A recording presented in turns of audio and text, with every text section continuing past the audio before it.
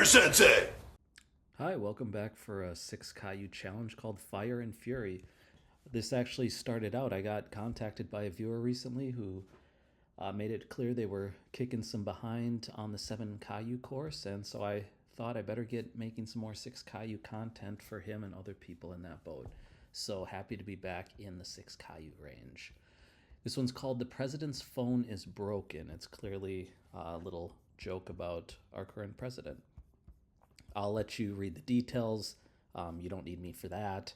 Basic gist of it is that you're going to get some kind of tweet message. These are the only characters that you should be encountering because of a broken phone. We're targeting these two words, fire and fury, and we're basically going to generate an output based on how many fires and furies we find in the message. So you'll notice there's multipliers if you have more than one fire. It starts out you are fired, then you and you, and you and you and you, etc. for however many consecutive fires you find. And the same kind of thing is happening with fury. You can see the really multiplies for each multiple. They have some nice examples here. You can see why this is I am furious, and it says you and you are fired because we had two fires at the end. Then we had you are fired because there was one fire. Then you have two furies, so you should get I am really furious. And then back to a lone fire ends in another sentence that says you are fired, just like it started. And then notice an example where there's no occurrence of fire or fury, so we just return fake tweet. One thing that I encountered that I will point out to you is to remember that it says, where was that sentence? If unexpected letters are encountered, then it must be a fake tweet. So if you're seeing letters not in this set of characters, you can just go ahead and call it a fake tweet. I remember being a little confused with when I was attempting a solution and the output wasn't what I expected, and I kind of misunderstood that. So hopefully that helps you. You know what to do. I will tell you that in the 6 Caillou series now, you're definitely not a noob anymore, and so I'm going to start engineering solutions a little more realistically. I'm not going for the cute one-liners like we did in 8 Caillou and 7 Caillou.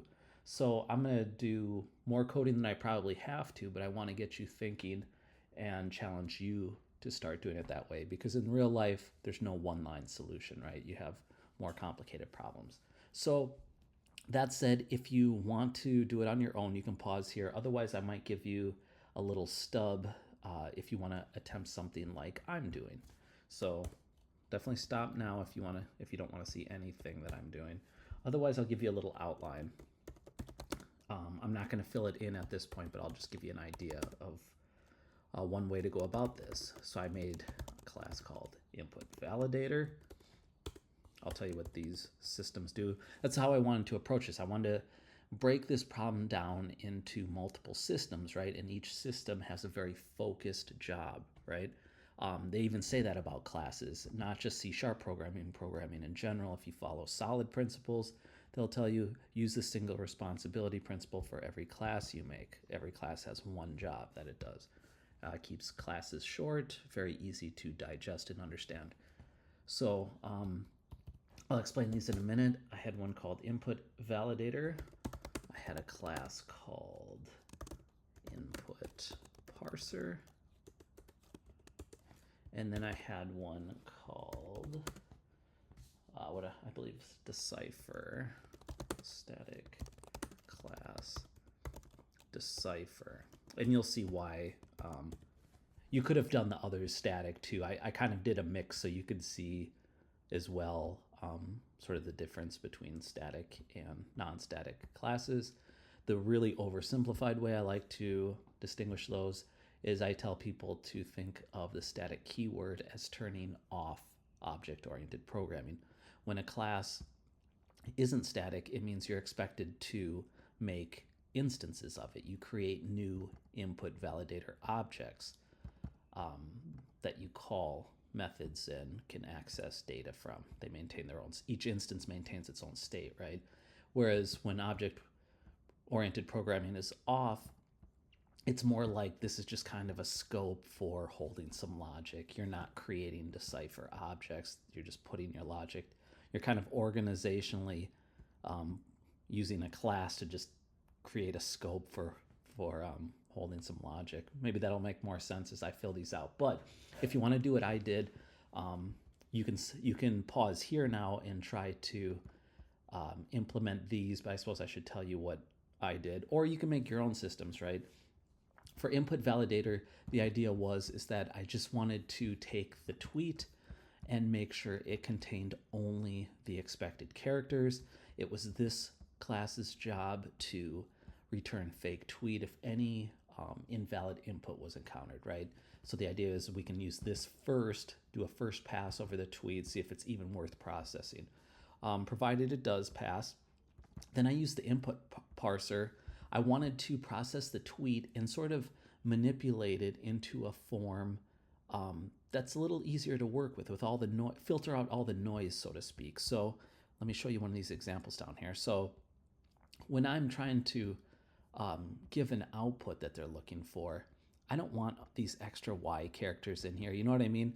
The way I try to explain it is, kind of think of little niceties, things you would like that would make your life easier. And that's often the inspiration for making some systems and classes. Wouldn't it be nice if I just had something that would take a tweet and turn it into a bunch of, fire times 1 and fury times 2, or, something like that, that would just sort of get the noise out and make it easier to process.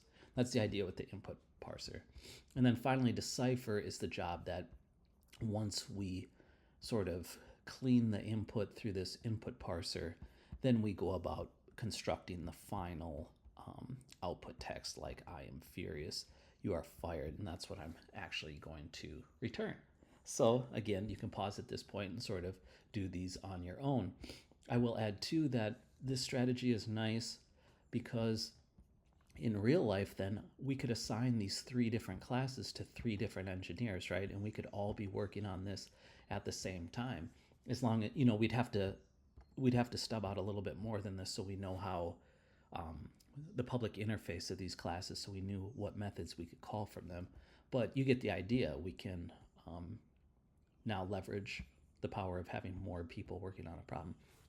So that's another reason we do it. Anyway, you've had your fair chance to pause if you wanted to, so I will get into a solution.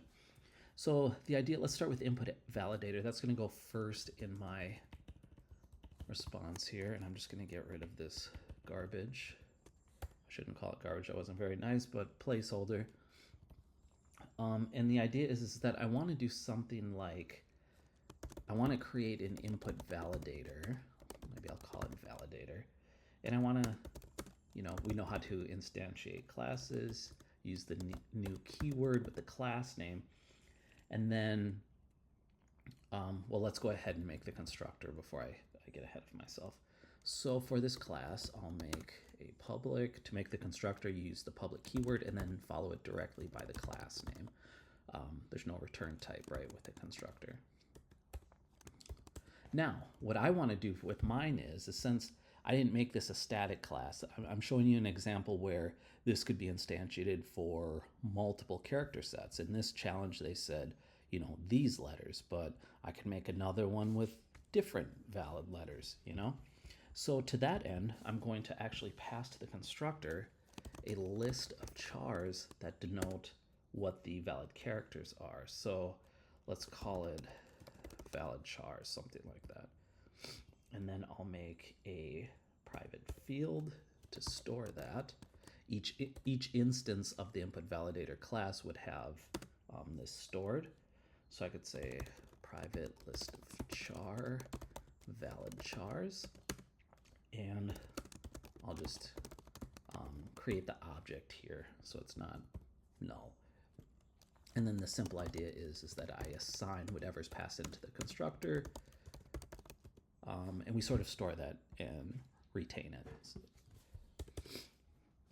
And then finally, there's really just one job that this class has to do. And I want to say, I'm going to return a Boolean that just denotes whether the input is valid or not.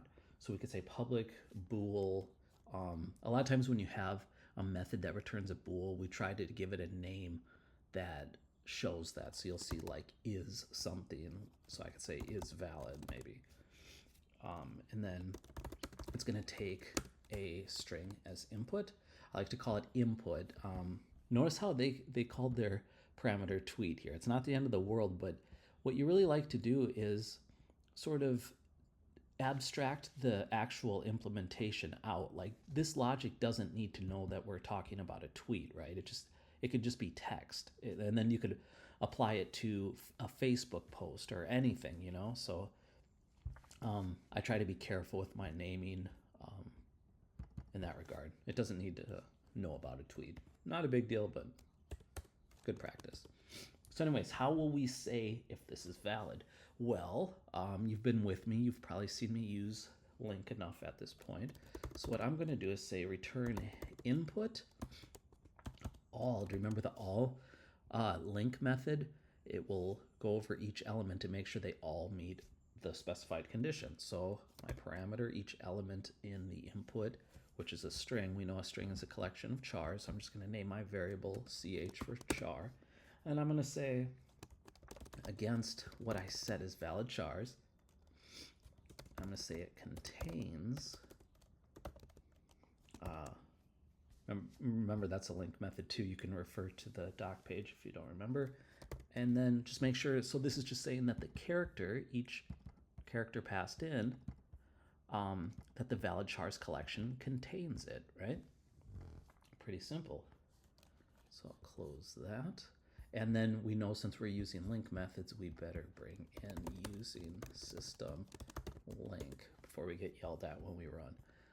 So yeah, really simple thing here, right? Like note to actually use this though, we have to pass a list of chars in, right? So let's do that. New list of char. And I'm going to use the curly braces here where you can actually put the values right in place.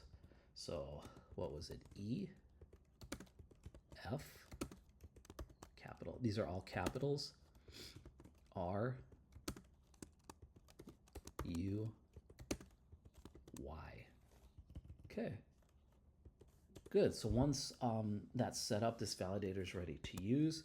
And we could say something like, if not validator is valid tweet. I probably changed that parameter name, but I won't harp on that. Return fake tweet, right? And instead of typing this out, maybe we'll set up a little field to store that value. But this is fine for now. So good. So we know that if we survive this, we have valid input. That's the idea. Good. So then I said phase 2 was to do this sort of input parser, right? Because at this point, okay, it's valid input, but we can have a bunch of messy letters in there, right? And I just want to get this thing down to the actual matches. I'm going to use a regular expression to match the two words fire and fury. So I'm going to have these collection of matches, and I don't want to work with match objects either. So I'm going to sort of just convert them into a list of strings. Just give me the strings of fury and fire. That's all I want because that's easier for me to process. I'm just trying to make my life easier here and not do everything in one giant monolithic method, right? So input parser, how do we want to handle this? Well, the same thing. I'm going to make a constructor input parser. And as for the parameter for this, I'm going to pass a string pattern. I'll even call it string pattern. And this is the regular expression or regex pattern that we'll use for searching the input. So we have a pattern, and I'll set up a private field here. Private regex, short for regular expression. Excuse me. Okay, and then we'll say in our constructor that the regex equals a new regular expression with the passed in pattern. So now we sort of converted the string pattern into a regular expression that we can use for generating matches. And next, so now we're going to make a public method. Notice I make this private, right? Everybody outside of input parser, they don't need to know about this, right? So now I'll make the public method to be used where we're going to sort of get our matches. We could say, and remember I said I wanted it converted into a list of strings of just the relevant words. Let's get rid of all the noise, filter it out. So that's why I'm returning a list of string here. Maybe I'll call it something like matches, my method, and then we'll take that tweet as input, right? And so to that end, we can say that we're going to get this match collection, call it matches, and that is returned by, if you have a regular expression, that class offers a matches method and you provided input, right? And so like I said, this, when we do this, it will use the pattern that we put in, but it will return a collection of matches, and that's more than I need. You can check out these classes, the regular expression class, the match collection class. I don't want all that, I just want a list of strings. So I'm going to say return matches, which is this collection, and I'm going to use a linked method called select. Remember, we use select when we want to transform data into another form. So I could say select match will be my variable name because each element in matches is a match. That's why I chose that name, but you can name it whatever you want. And I'll say match.value. And value will give me the string associated with the match instead of the match object itself. So good, almost though, not quite good, right? Select wouldn't return a list of string. It's an IEnumerable, so let's convert it to a toList to make sure that all jives. And I think this will do it for our input parser. So yeah, the idea here was just, hey, get rid of the noise, give me my matches in order. And then in terms of how you could use the input parser, then I suppose I'll do that. You could say, remember we have to instantiate this. It wasn't a static class. So I'll say input parser equals new input parser, right? And then how to give a pattern. You can review regular expressions if you want, but I'm literally going to put in fire, and then I'm going to use this isn't an I or an L that I typed in. I hope you can see that it's a vertical bar, a pipe, or whatever you want to call it. It's the key all the way to the right on your keyboard. That's matched with the / character.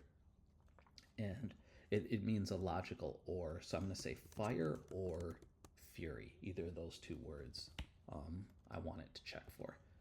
And so that's constructed when we make our parser object. It's going to take that pattern, create a regular expression out of it, and then when we call matches, it'll use that on the input. So we can say, good, now that we have the parser, we can use it. We could say, well, here, we know it returns a list of string. I'll call them matches, and it would be parser matches tweet, right? That was our input. So good. Now we sort of have whittled down the tweet into a form that it's more convenient for us to work with, or at least the way I thought about the problem. And then so finally the idea would be is to decipher. That's what I chose to call this, and I made it a static class where we don't need to instantiate it. It's just going to house some logic. For decipher, then I'm not going to make a constructor. Obviously, this doesn't deal in objects, right? So the idea will be is that I'll make this public method public. My methods have to be static. It's a static class. string, I'll just call it run, the decipher, we'll call decipher run. And then it's going to take that list of string that was generated by the input parser, and we called it matches. Okay, so this is going to do the actual work of generating our output. And so one quick safety check, I'm going to say if matches.count equals 0, meaning there were no fire and no fury found, but maybe they were valid characters, like in example 3, we're going to say return fake tweet. And here's an example, right? We typed out fake tweet twice. So we might want to, in a realistic scenario, create a variable that holds this text and then just refer to that constant. And that way, if the response were to later change, we'd just change it in one spot instead of having to search our program and change this in multiple places. So that would be a best practice. Okay, and now I'm going to go about, let's just generate some output, right? So I'm going to say, actually before I loop, I'm going to set up some state variables. I'm going to initialize count to 1, and the idea is that I'm going to find, well, all these are matches, so I don't have to search for anything anymore. But we're going to, whatever's first in the list, we know we have some because count isn't 0. We would have exited the method already. So count's going to be 1. It's just initialized to the first match. I'm going to say string current being the current word, and I'm just going to initialize it with matches 0. The first element is the word that we're starting with in terms of looking for how many consecutive matches happened. And then we'll have string output that we're going to build as we're going over all of the matches that we found. Then I'm going to make a for loop. I'm actually going to start at 1 since I sort of got the count set up, the current word set up from matches 0, the first element. You could think of it like the first element's already been processed, so I'm just moving on to any potential subsequent matches. So say I is less than matches.count, and then we'll increment I to go through all of them. Okay, we'll set up some scope for our for loop. Good. So we got 2 basic things that can happen here as we process each word, right? Either matches I, whatever index value we're on, it might match the current word, right? And if it does, that means we want to keep going. We're not ready to spit output yet because we want to see how many times this word occurred in a row. So I could say if it equals current, then we'll just increment the count and keep going. Go on to check the next word. But else, right? Else meaning it's a new word, right? Either fire or fury, but it's something different than we were processing, excuse me. That means let's close out however many occurrences we found. We found the endpoint where there's no more consecutive occurring. So let's go ahead and add what we already processed to the output. That's the idea here. So I'm going to say one quick thing to be safe. I know this isn't necessarily obvious from the start, but I'm going to say if output length is not equal to 0, that means it already has something in it. Note to start, output's empty, but as we add sentences to it, it won't be. And then all I want to do here is say then output plus equals a space, right? Because after each sentence, there's a space before you go into the next one. That's all I'm trying to achieve here. Add in a space after sentences when necessary. And then I can say, otherwise, let's append the appropriate text to the output. And I'm going to write some, a helper function. Let's call it output plus equals, we're going to append, let's call it get output for word. And then you give it the current word and the count, how many times it occurred. I'll make a little helper method for that we'll handle. Again, instead of just making this method too long. And then the idea is we have to remember here too, it's not just that we have to update the output, we have to reset the current word and the count for the next word, right? So let's be sure to do that too. We can say current equals matches.I, and the count resets back to 1, right? This first new occurrence that we found. Good. So I'll go ahead and make that helper method. Maybe I'll expand this too so you guys can see this a little better. And so I can see it better where this method ends. So you notice how it highlights the pairing brace for you? It helps you see that a little bit. So let's make this method. I'm making it private because it's kind of an internal thing we do. It's not meant for people calling the decipher class. So private static returns a string, get output for word, and we'll call it string word and count. Okay, and I'm just gonna add some returns there so you can see that it was running toward the bottom of my screen. I'll clean those up when it's done. Get output for word. So I'll say if word equals fire, kind of reminded me of Beavis there. Fire, fire. If word equals fire, actually we don't need any scope. I'm going to simply say return. Now watch what I'm doing here. I'm not going to actually finish the method here. I'm just going to sort of delegate it down another level. And this may seem a little excessive, but this granularity is really nice when you have big complex problems to deal with. So I'm just going to give it a fire specific method here. And similarly, I'll say if word equals fury, then we'll say return get fury output. And of course, that means we have to create other things. You could add a little safety here too and say throw some new exception because you wouldn't be expecting to find anything except fire and fury here, right? From our input parser, it should have caught that. So I'll leave it up to you if you want that kind of protection in there or not. Otherwise, let's make these other methods that do the actual work. But we kind of have layers, right? It's like a hierarchy in layers. So we'll say, again, private, static, string, I think I get fire output with a count. And the idea is we'll say string output, we'll initialize it with u, just like the direction said. Then we'll say while count is greater than 1, meaning there's more than one fire that happened. We can say, sorry, this add a bunch of returns here so you can see. While count is greater than 1, we'll say output append and space u. Remember, it's going to keep saying u and u and u and u, etc. for however many count we have.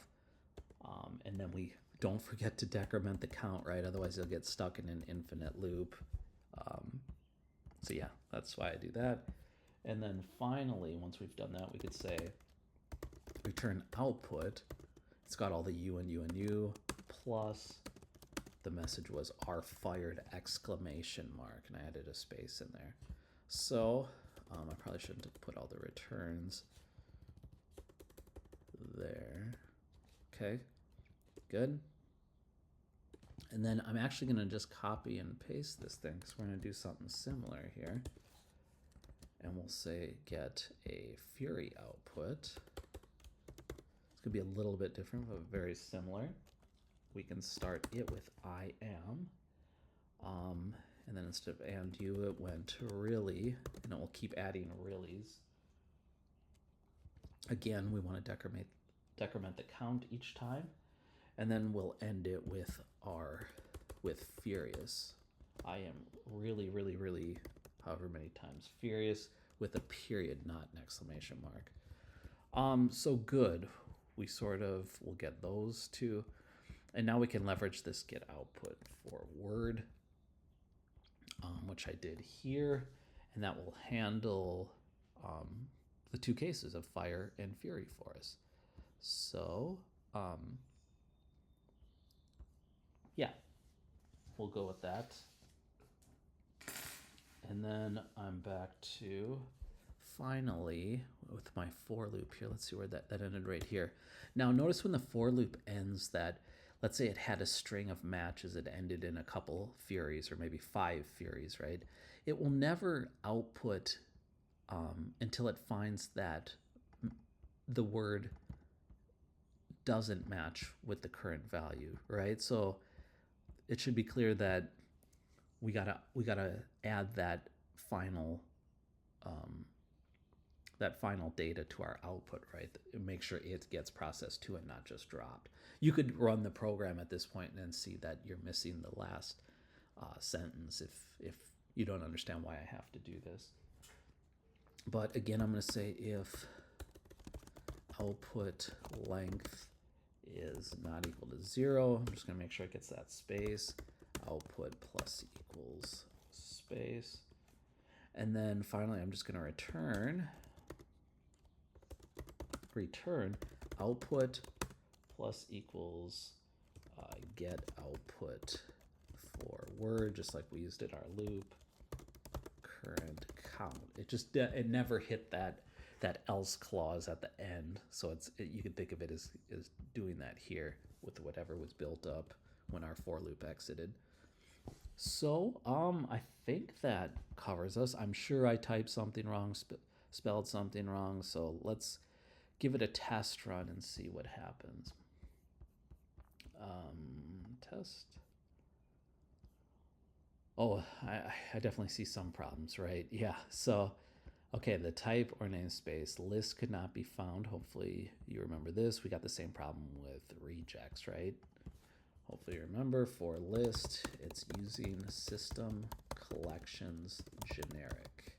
And then if you want to use regular expressions, you could say using system.text.regular expressions typed out. I think this will fix that. Okay. Oh, and we didn't actually add our decipher method, right? So we could say finally return decipher run, I think we called it, with the matches. Let's try that.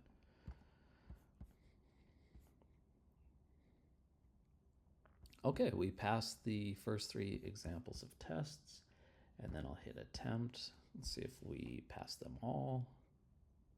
Okay, good. Yeah, we're able to submit here.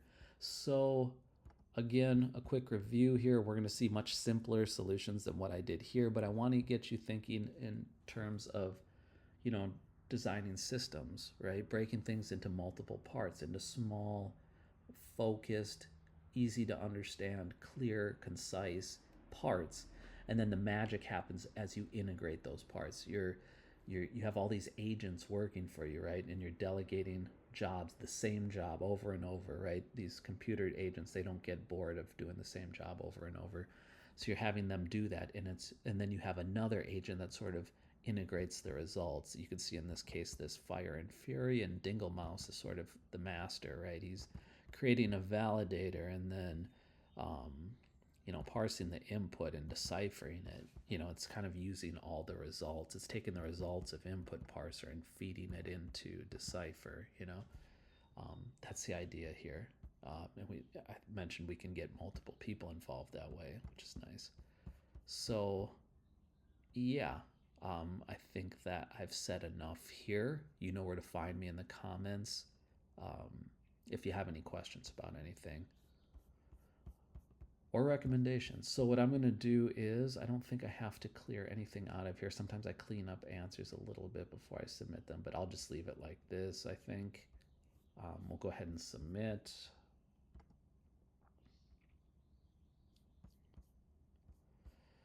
And then, yeah, as usual, feel free to go through other people's solutions. Clearly they recognize this was a tribute or knock on Trump, or if you want to look at it. I think it was just good fun. But certainly much shorter answers, that you can do here. That wasn't my goal here. Hopefully it's not your goal. I'm trying to teach you something that you can use in real life too. Not saying anything against people's solutions here, that they're not real. They are, but just trying to help you out in ways that I think are best for you. So yeah, feel free to look around. Otherwise, you know where to find me. I really appreciate the views, the likes, the subs. You guys make me keep doing this. So, and I mean that in a good way. That helps. I will see you in another video. Thank you very much.